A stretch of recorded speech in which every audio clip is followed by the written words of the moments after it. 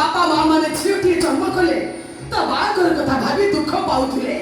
किंतु एबे बापा माँ माने झीटा को पाठ पढ़े डॉक्टर कले भी डरू जदि काहे ताको झियो बहुत ज्ञानर शिकार हबो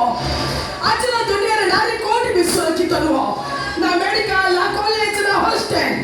हमको जागृत हबा को हबो ए नारी वंश लुबी राक्षस मानकु उचित जवाब देबा को हबो आमे कोन